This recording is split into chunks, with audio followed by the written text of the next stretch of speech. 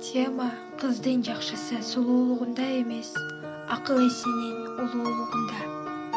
Кыргыз эли эзелтеден кыз баланын тарбиясына өзгөчө маани берип келген. Алсак, кыз төрөлгөн күндөн тарта аны өзгөчөлөп бакканга аракет кылышкан. Кыз кызыл алтын, кызы бардын назы бар дешип, кыздарды босогого тургузбай, төргө отургузуп, мейман катары саналып, кызды аябай аздектешкен. Кыз баланын жашоодогу орду зор мааниге ээ.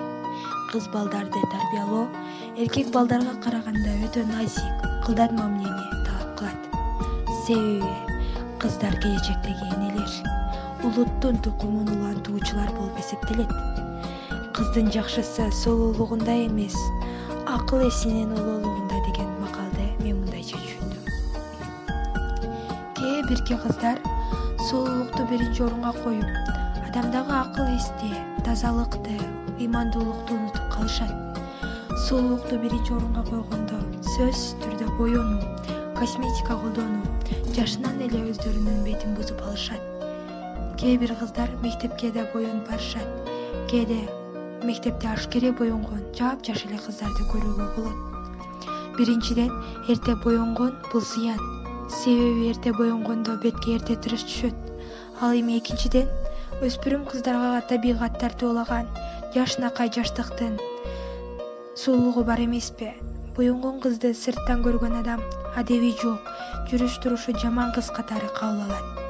Боенбогон кыз кичипейил, акыл эстүү, назик, элпек, жароокер болсо, айлана чөйрөдөгүлөргө жагымдуу маанай тартуулайт. Сулуулук деген сырткы келбетте эмес.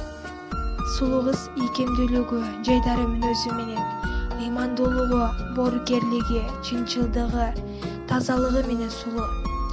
Кыздар кичинекейинен эле чоң айымдарды, өзүнөн чоң эжелерди туурап, ошолордукундай кийимди каалап, бийик такалуу бут кийимге кызыгышат. Ар бир нерсенин өз учуру болот дейбиз. Бирок азыркы мезгилде башталгыч класстагы кыздардан бери модага берилип жатышат. Айрыкча кээ бир кыздар өзүнө жарашса да, жарашпаса да, жаш курагына туура келбеген, эптеп эле мода аты бар кийимдерди кийип атышат. Ооба, алар өздөрү гана тандап, каалап алган буюмду колдонгусу келет. Ошентсе да кыздарга кийим алып берерде биринчиден өзүнүн жашына, боюна, жарашыгына карап алып бериш керек деп ойлойм. Деги өзүңдүн каалаганың алчы деп кайдыгер мамиле кылганга болбойт.